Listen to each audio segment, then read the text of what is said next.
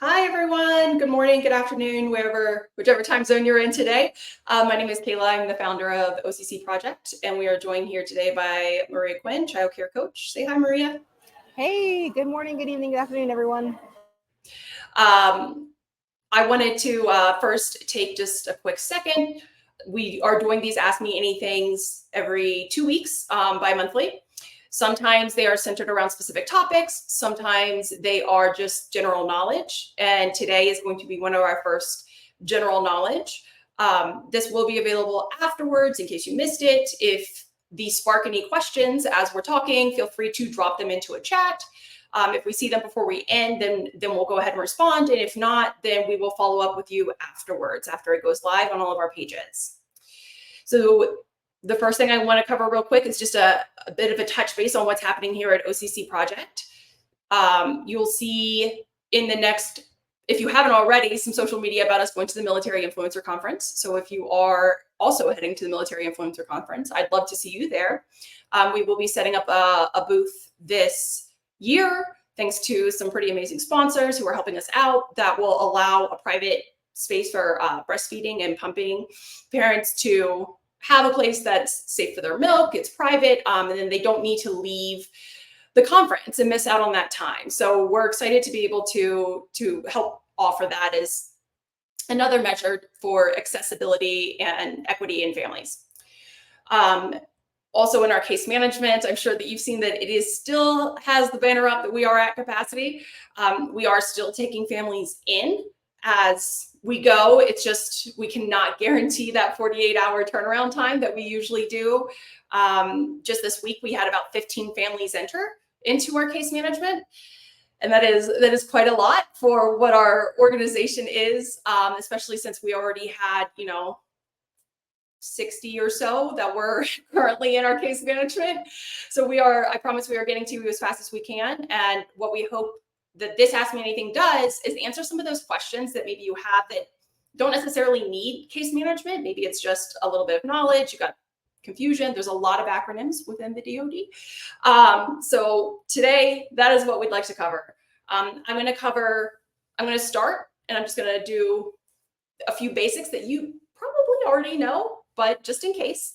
And I can also put some up here. So the first thing that I'm going to cover is the CDC, the Child Development Center. These can go by a lot of different names, but at this point in time, I think everyone knows what the CDC is. If you do end up Googling it, you may get the Centers for Disease Control. These are usually on installation, the Child Development Centers. They are DoD-run centers. They meet the same requirements as national accredited NAAC, and they are subsidized. So these are your options that are going to be far lower cost at a really high quality rate. The primary barrier we see is just access, because everybody does want to get into the CDC. That in kind of an hours-based situation, especially for our dual mill or maybe our single service members who have longer hours or shift schedules. But the CDC is what most families are familiar with, and what we see most families really they're trying to access. All right, the next one is going to be FCC homes, or if you're Navy, the Child Development Homes. They are the same thing. They can be on an installation, they can be off an installation, and this is really going to vary depending on where you are in the world, to be honest. They are still very, very high quality. They follow curriculum. They are also DoD. So DoD will license them, DoD will inspect them, DoD sets the standards for these homes, and they follow the same priority that CDCs do. So you may still see a little bit of a barrier to access if you're not dual mill or single service member. But what's great about these is that they have flexibility. The CDH's FCCs are the priority for the DoD because of that flexibility and the ability to meet that weekend, evening, overnight care, as long as they are at the location that you are at. And you can look this up at any time. You can't see the exact addresses, but if you go to the DoD, which I will drop in the chat here in a moment, I'll give you a link where you can go to the public search for DoD installations. And when you type in that installation, it'll pop up all of the FCCs or CDHs that are currently registered in that area, which will give you a good idea of, what is in the surrounding area that you may be currently at or looking at moving to. I also wanted to touch base on an FCC coordinator. So an FCC currently, as I said, you can go to the link that I am going to drop into the chat here when my turn stops. The FCC coordinator is the individual that you're going to contact when you do want to access FCC or CDH care. Currently, unlike when you apply to the CDC through militarychildcare.com, if you want to access an FCC, you'll still apply through militarychildcare.com, but to find out what their availability is, to find out what steps you need to complete to get to that next step, you need to go through generally an FCC coordinator. If you need help finding your FCC coordinator, your local CYP should be able to get you that information. If you're still struggling, of course, you can reach out to us. We're happy to help you find that. They are the individuals who will be able to help you better understand what is available at your local installation. FCC coordinators, they run quite a few programs, right, Maria? Yeah, and I'd love to throw in here, they are also the ones, if you're interested in becoming an FCC provider or if you have questions about it, it is an opportunity to start your own business. One of the perks that we hear folks that are like the most is you're actually going to be paid to also take care of your own children if you keep them home with you in your situation. But it's your own business, right? So you're setting the hours, you're setting what makes sense for your family. And so if you have questions, please reach out to your FCC coordinator at your location or us, and we can get you connected. Wonderful. Thank you for that. Yes. We're also seeing a lot of community partnerships when it comes to FCCs that are available in the local areas. For example, Norfolk currently has a community partnership. They partnered with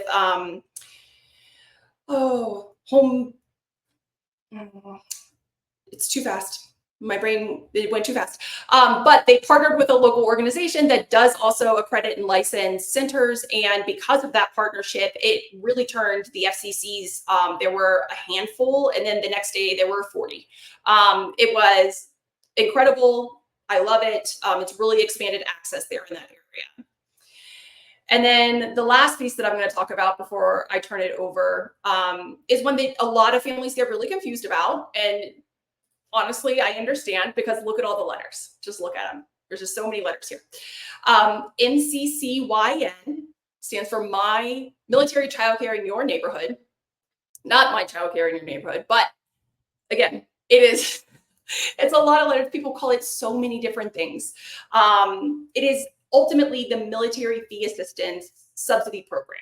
So it is the program that allows you to, as long as you are eligible, you access childcare at a reduced rate off the installation as long as it meets certain accreditation standards. That is the original MCCYN. So these are your nationally accredited centers. They are more likely to be your KinderCares, your Goddards, your Primroses. It has been expanded to include things like Montessori schools. There are some smaller in-home centers that can also accept it. It has really high accreditation standards. And so that's why we typically see the same kind of names popping up with it, because they have it down pat at this point, right? They're all across the nation. Shortly after that came out, we started seeing MCCYN Plus. It was a new program that was rolled out because, again, nationally accredited centers, your KinderCares, your Goddards, did not always have the capacity for what our families were currently needing.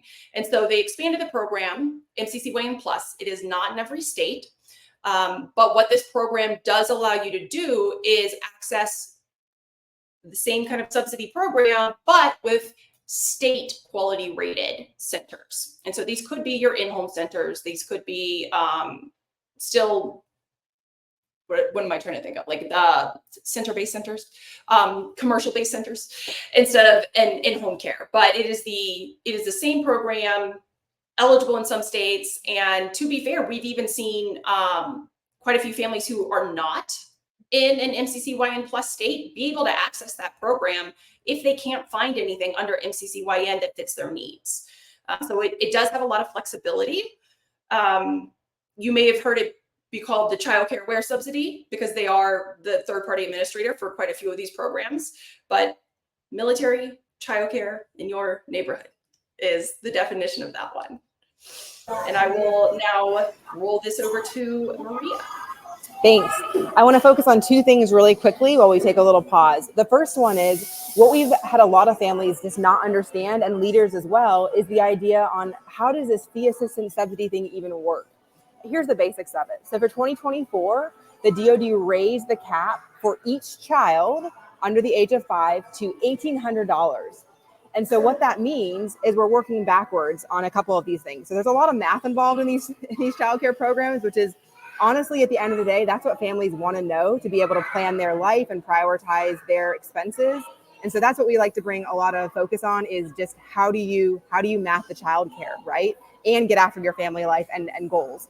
So each child under the age of 5 is eligible for $1,800. And so at the CDC, that rate is already figured out to be that basically subsidized care rate. And that's what you're going to see in all of the sheets across all of the websites for how much am I going to pay based on how much my total family income is.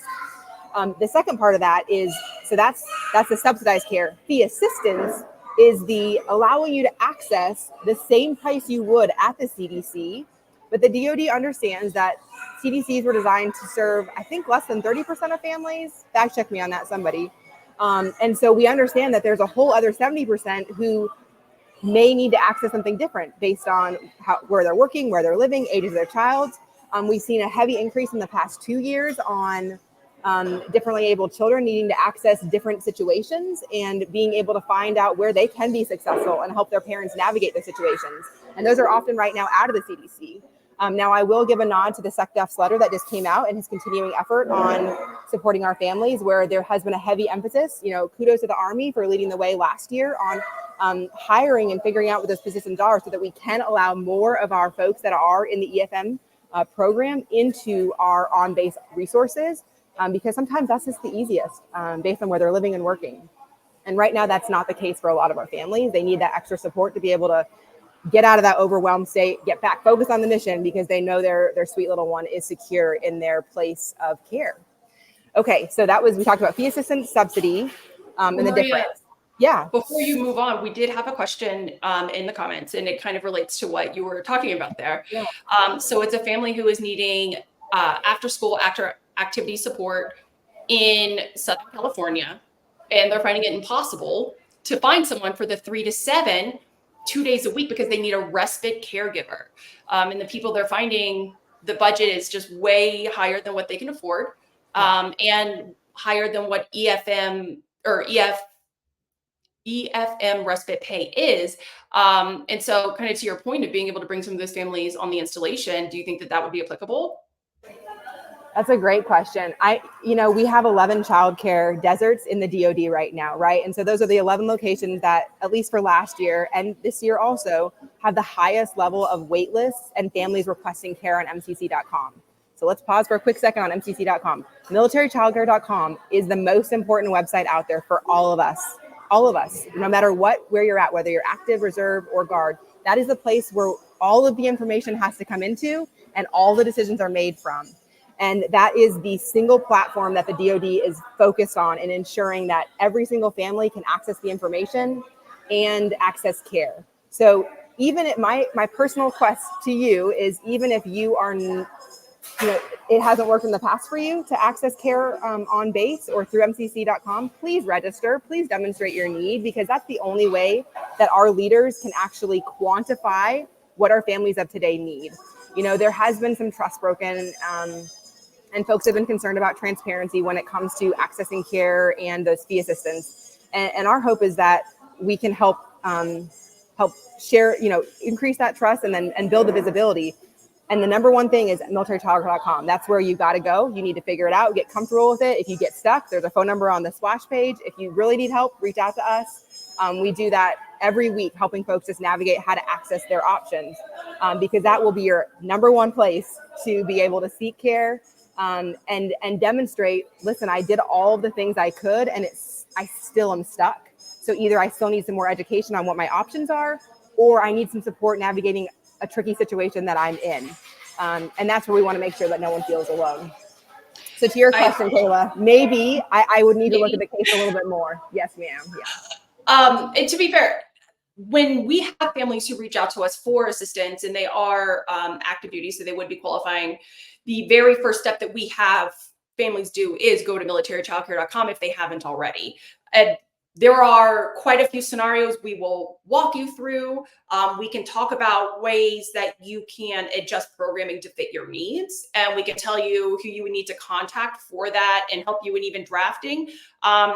But ultimately, if you're not already in militarychildcare.com, you don't already have that request, nothing that we are able to support you with will move. And frankly, you're behind, right? Frankly, you're behind, right? And so that's what I want to be really honest with our leaders and families is militarychildcare.com. That is the key, because we have families come to us, they've Googled, they've done whatever. And if they haven't even done that, they're sweet family that came in recently and wasn't registered, and the baby's due in a few days, right? And so it's not a joke that we need you on those wait lists so that they can see and they can pre-plan, okay, what's that classroom going to look like when you need your care? Because that's what they're doing, right? They're trying to figure out how do we best serve as many families as possible.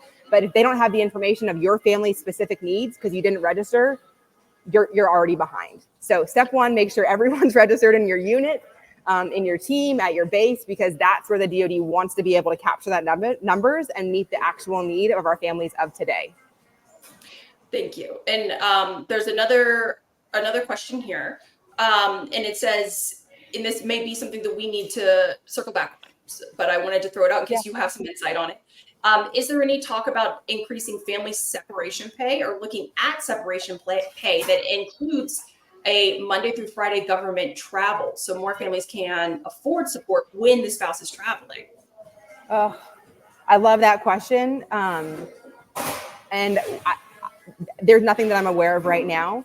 I know we heard last year and we're excited for it to come on board here. I think October is what, if I remember from last year, maybe October is what we were looking at. The JTR change to allow for the PCS challenge of childcare, to be able to allow that reimbursement. So once we get the details, we can't wait to share that, once that's official. But as far as your question, no, but you're really honing in on a really important thing. And I'll speak from, just my personal experience and working with folks that are in our fourth generation model in our service of trying to figure out, now we have 3 different phases, and this is where they're deployed in place and their childcare needs are changing. And so, yes, I think that's a really worthy one. I'd love to talk with you more about that offline, whoever wrote the question, because maybe we need to tee up and do some research and figure out that it's something we want to go after once we research it for a policy. So please reach out and we'll have a bigger conversation. Wonderful. And I have your information here, so I'll be able to do that connection afterwards. Thanks. All right. And I will now, I cut you off. You were just about to start talking about the care coordinator, so I apologize. Okay, so Kayla covered the vocab in the beginning. And again, the goal here is education and support. So let's get all on the same page when it comes to vocab so we can help each other out. So we're going to talk about this for the DAF. I'll be honest, I'm not familiar if the Army, Navy, Marine Corps, or Coast Guard has this position. But for the DAF, what we have is called a community child care coordinator. And they are at many locations, and their role is to help families understand their full suite of options. Everything from, is the CDC best? Is an FCC best? Is an MCCY subsidy best? What are you looking for, right? And is it something else a little more non-traditional based on your family's needs, whether it's an au pair or a nanny? Their ability to cover all of those topics. Now, they're not at every location. So if you don't have one, it's a great time to petition your parent advisory board or your leadership and say, hey, do we have one of these? Hey, what's keeping us from having one? And what would it take to get one? Because they really are that focal point on base to be able to know that local landscape, which is what we find is the most important when helping families, is being able to see what's available in their area, right? Having that realistic look for what they need. Okay, the next one I want to cover is the Child Care in Your Home pilot program. So CCYH, you may have seen that one around. Originally, it was called IHCC, if you Google it, over 3 years ago. It's in year 3 right now, and it is the first DoD fee assistance program. Again, it's a pilot, okay? But it allows for this fee assistance for hiring your own trusted caregiver or nanny. They have made extraordinary strides in the last 3 years to continue to adjust this to what our families truly need. The big year 3 ones that I can't remember if we had a Facebook Live on it or not, but I'll cover them really quick. We did have one. Okay, good. So go back to our old one. We've already done it. Yeah. But an exceptional program, and they have been receptive to the family interviews and the stories and meeting the needs. So it is with each change becoming more accessible to all of our ranks. And we have been trying to, fill in the gap if there's education support when it comes to, what does it mean to become a household employer, and how do you do the taxes, and how do you actually write an ad that somebody's actually going to respond to, right? And so that's something that we're really focused on, making sure that is a great program for everybody. And real quick, because it did literally just come out, this program is shifting. So it did historically go through a third-party administrator. As of November 1, it is shifting into militarychildcare.com. So the program is going to be, there's not any large changes. It is just how you will be managed as you go. It will no longer be managed by a third-party administrator. It will be in-house. And you will likely be doing pretty much everything through militarychildcare.com, as far as submitting timesheets and confirming hours and things along those lines. So as we get more information about that, we'll be pushing it out. But you will still be applying right now the exact same way you always have, which is through militarychildcare.com. Yeah, and just as a reminder, there is a serious wait list in multiple of the areas where you would imagine we need the most. But keep getting on the wait list and keep getting your family's needs known and heard.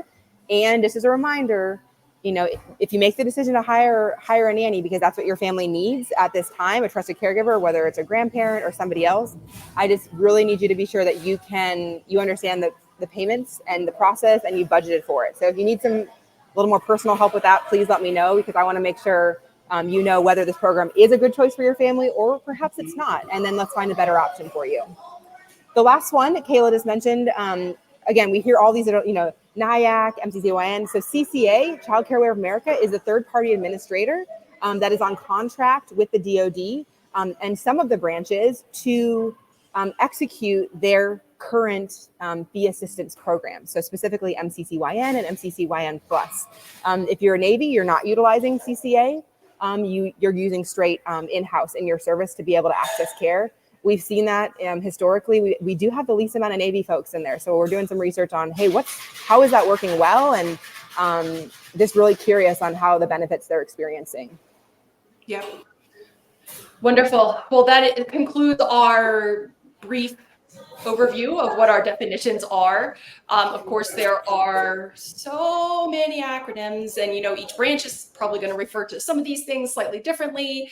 But this is your 10,000 foot overview. We do currently have, if you go to our, we're building out our education page where we really talk about by branch and by program what these things mean. We have a current guide that is for Air Force, Space Force, which talks about the military child care programs.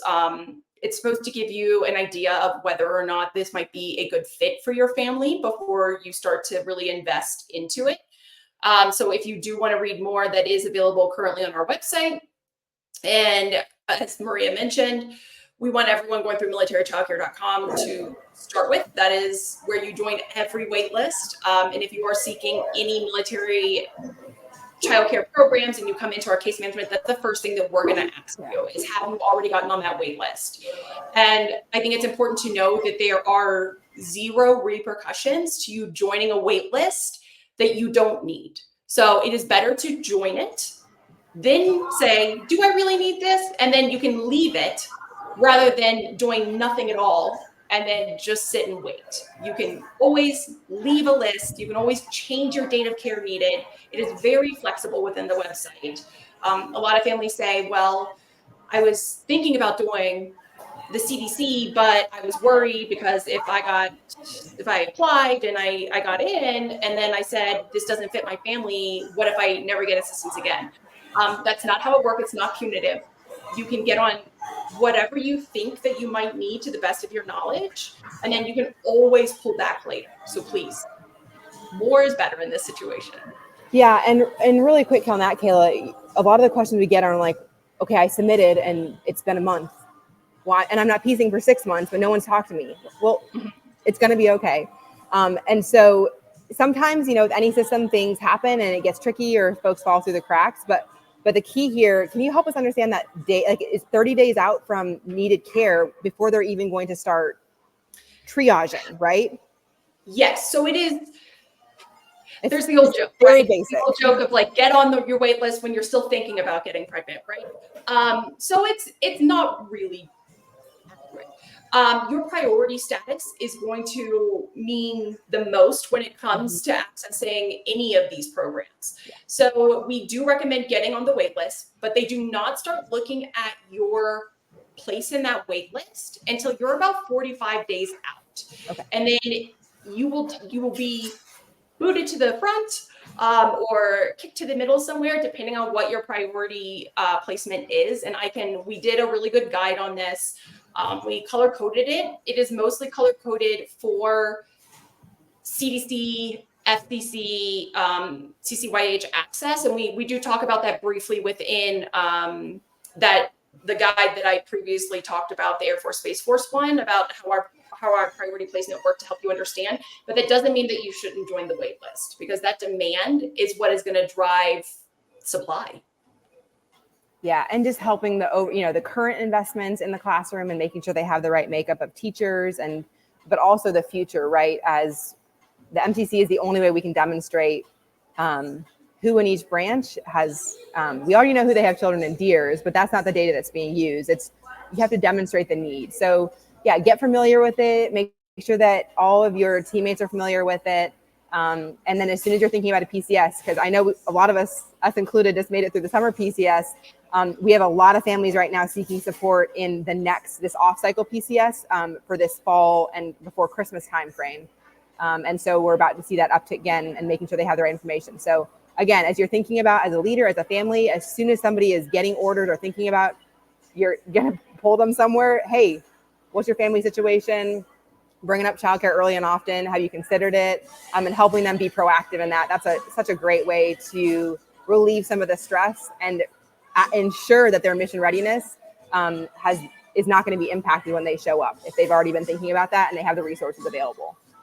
Absolutely. And again, if after you get on that list, if you've been navigating, you've been reading, you're stuck, you don't know where to turn, you can always reach out to us through our case management system. It is not just for families seeking assistance. It is also for leaders who are trying to learn more about what these programs mean, especially specific to their geographical area. And we're happy to help you navigate what that looks like so that you can pass that information on. Okay, well, that concludes us for today. If there are any other questions, feel free to drop them in the comments. And we do always circle back to these after we close them and make sure that we have all the links and all the questions answered. Thanks for joining us today. Bye.